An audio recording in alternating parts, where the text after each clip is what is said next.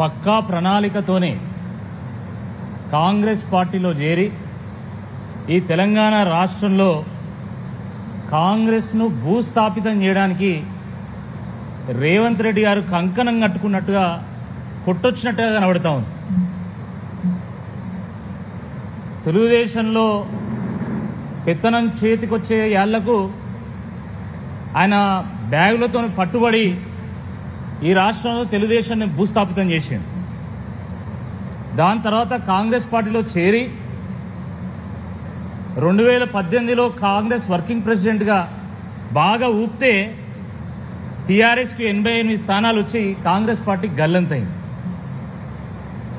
దాని తర్వాత 2023లో భూమి ఆకాశాన్ని ఏకం చేసే విధంగా అన్ని హామీలను ఇచ్చిన తర్వాత అడ్డిమారి గుడ్డి దెబ్బలో రాక 10 ఏళ్ల తర్వాత కాంగ్రెస్ పార్టీ ఈ రాష్ట్రంలో అధికారంలోకి వచ్చింది.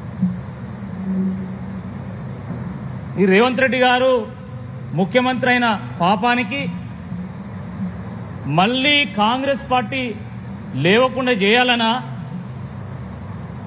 లేదా కాంగ్రెస్ పార్టీ ఖచ్చితంగా భూస్థాపితం కావాలనా, లేకపోతే తెలంగాణ రాష్ట్రంలో కాంగ్రెస్ పార్టీ మొట్టమొదటి ముఖ్యమంత్రి నేనే కాబట్టి ఇక చివరి ముఖ్యమంత్రి కూడా నేనే కావాలని ఆలోచన ఉండా మొత్తానికి కాంగ్రెస్ పార్టీ తెచ్చినటువంటి ఏ ఒక్క పథకాన్ని ఈరోజు ఈయన చక్కగా నడుపుతలేడు.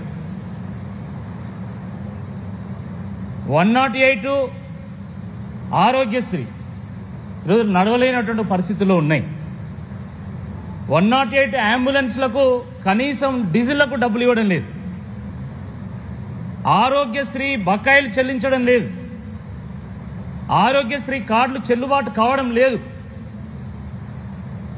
మహానాయకుడు వైఎస్ఆర్ ప్రారంభించినటువంటి ఫీజు రీయింబర్స్మెంట్, స్కాలర్షిప్ పథకాలు కూడా ఈరోజు నిలిచిపోయేటువంటి ఒక పరిస్థితి మనకు దాపరమైంది.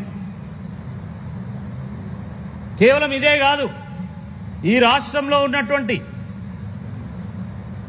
గిరిజన ఆదివాసీ దళిత బిడ్డలను చదివించడానికి ప్రారంభించినటువంటి బెస్ట్ అవైలబుల్ స్కూల్స్ స్కీమ్ కూడా ఈరోజు ఖతమయ్యేటువంటి పరిస్థితి వచ్చింది.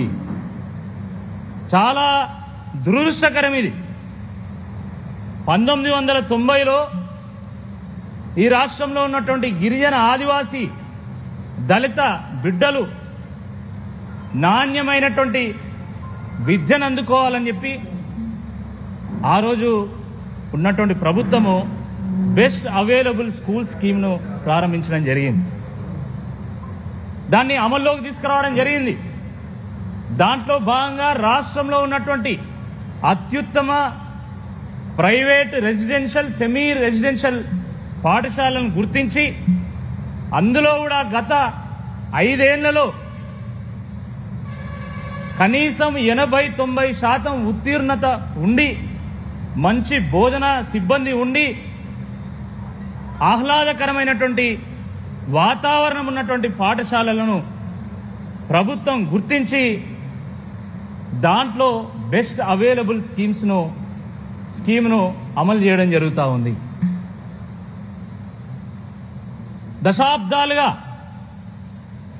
ఎస్సీలు, ఎస్టీలు విద్యకు దూరం కాబడ్డారు కాబట్టి, దయనీయమైనటువంటి పరిస్థితుల్లో వాళ్ళు జీవించారు కాబట్టి, వాళ్ళకు న్యాయం జరగాలంటే అది కేవలం విద్యతో మాత్రమే సాధ్యము అని భావించినటువంటి ప్రభుత్వాలు ఆ స్కీమ్ను అద్భుతంగా అమలు చేసుకుంటూ వచ్చినాయి. తెలంగాణ వచ్చేసరికి కేసీఆర్ గారు ముఖ్యమంత్రి అయ్యే వరకు ఈ రాష్ట్రంలో సుమారుగా 80 పాఠశాలల్లో సుమారు ఒక 88,000 మంది లబ్ధిదారులతోనే నడిచినటువంటి ఈ స్కీమ్ను కేసీఆర్ గారు తాను హృదయానికి తీసుకొని ఇది అద్భుతమైనటువంటి ఒక పథకము.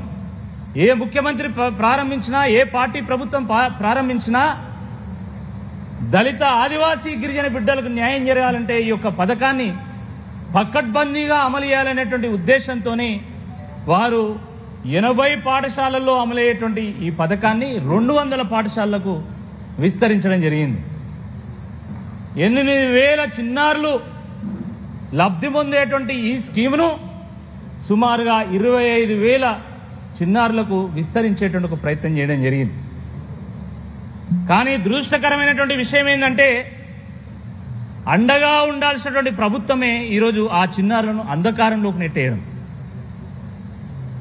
కంటికి రెప్పలా కాపాడాల్సినటువంటి ప్రభుత్వమే ఈరోజు ఆ చిన్నారులతోనే కన్నీరు పెట్టించడం, భరోసా ఇవ్వాల్సినటువంటి ప్రభుత్వమే ఈరోజు వాళ్ళను బజారు పాలు చేయడం నిజంగా చాలా దురదృష్టకరం, చాలా బాధాకరం.